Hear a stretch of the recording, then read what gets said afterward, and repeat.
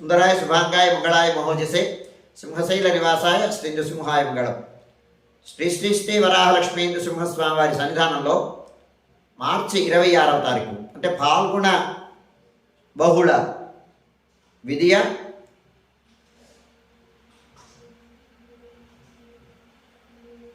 మంగళవారం హస్త నక్షత్రం మార్చి 26వ తారీఖు. ఈనాటి నుంచి స్వామివారి సన్నిధానంలో చతుర్వేద హవన పూర్వక పాంచాగ్నిక పంచకుండాత్మక సుదర్శన నారసింహ మహాయజ్ఞం జరగబోతోంది. ఈ యజ్ఞాన్ని పురస్కరించుకొని స్వామివారి సన్నిధానంలో దైనందినమైనటువంటి ఆరాధనం ఒక గంట ముందు అంటే సుమారు 3 గంటలకి సుప్రభాతంతో ఆరంభమవుతుంది. ఈనాటి నుంచి ఏప్రిల్ 1వ తారీఖు అంటే పాల్గొన బహుళ సప్తమి వరకు ఆర్జిత సేవలని రద్దు చేయబడతాయి. ఇది గమనించవలసిందిగా మనవి చేస్తున్నాను. రాత్రి తెల్లారుజామున 3 గంటలకి సుప్రభాతం అయిన తర్వాత ఆరాధనలో భాగంగా నిత్యవేద పారాయణం, ఉపనిషత్ పారాయణం, దివ్య ప్రబంధ సేవాకాలం అయిన తర్వాత ధూపసేవ సమయంలో చతుర్వేద పారాయణం, శ్రీరామాయణం, భారతం, భాగవతం, విష్ణు పురాణం, క్షేత్ర మహాత్మ్యం, వరాపురాణం, శ్రీభాష్యం, భగవద్ విషయం మొదలైన గ్రంథాలన్నీ పారాయణ చేయడానికి ఉపక్రమిస్తారు. అనంతరం బాలభోగ నివేదనం అయిన తర్వాత నిత్యహోమం, బలిహరణం అయిన తర్వాత మంగళాశాస్త్రం, చాతుమర గోష్ఠి, తీర్థ వినియోగం, చుట్టూ సన్నిధంలో మంగళాశాస్త్రం పూర్తి చేసుకొని సుమారుగా 5:30 ఈ కార్యక్రమం అంతా పూర్తి చేసుకొని 6 గంటల నుంచి సర్వదర్శనం ఆరంభమవుతుంది.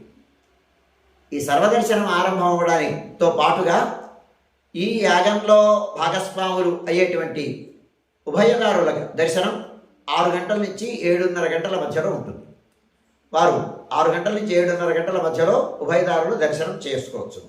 ప్రధానాలయంలో దర్శనం చేసుకున్న తర్వాత 7 గంటల నుంచి యాగశాలలో ఆ స్వామివారి ప్రధానాలయానికి గుడిపక్క ఉండేటువంటి ఆ ప్రాంగణంలో అంటే యజ్ఞ ప్రాంగణం, కళ్యాణ ప్రాంగణంలో యాగశాల నిర్మాణం జరిగింది. 5 కుండాలతో పాంచాగ్నిక దీక్షతో వేదహవనం, సుదర్శన నారసింహ మంత్రహవనం జరుగుతుంది. ఇందులో భాగస్వాములు కాగోరు వారు దానికి తగిన రుసుము చెల్లించి 3,000 రూపాయలు దానికి రుసుముగా నిర్ణయించడం జరిగింది. అందులో భాగస్వాములు కాగోరు వారు వారి వారి గోత్రనామములతో కంకణధారణ చేసి సంకల్పం చెప్పించి 7 గంటల నుంచి ఆరంభమవుతుంది. 8 గంటలకు హవనం ప్రారంభం శాంతిపాఠంతో 8 నుంచి 12 గంటల వరకు వేదహవనం, సుదర్శన హవనం, అలాగే నారసింహ మంత్ర హవనం జరుగుతాయి. దీనితో సమాంతరంగా ఉభయదారులైనటువంటి వారికి కంకణధారణం చేసిన తర్వాత, సంకల్పం చేసిన తర్వాత వారికి యంత్రాన్ని వారికి ఇచ్చి వారి చేత పూజ చేయించడం జరుగుతుంది. సుమారు 9 గంటల నుంచి 11 గంటల వరకు సామూహికంగా వారి చేత నృసింహ అష్టోత్తర నామార్చనం చేయించడం జరుగుతుంది. అలాగే సుదర్శన మంత్రాన్ని వారి చేత చెప్పించడం జరుగుతుంది. నారసింహ గాయత్రిని వారి చేత చెప్పించడం జరుగుతుంది. ఈ కార్యక్రమంలో భాగస్వాములు కాగోరు వారు 11 గంటల వరకు ఈ కార్యక్రమం జరుగుతుంది. అయిన తర్వాత సుమారు 11:30-12 గంటల మధ్యలో పూర్ణాహుతి కార్యక్రమం జరుగుతుంది. 12 గంటలకు పూర్ణాహుతి పూర్తి చేసుకున్న తర్వాత ఉత్సవమూర్తులు ప్రధానాలయంలోకి వేంచేస్తారు.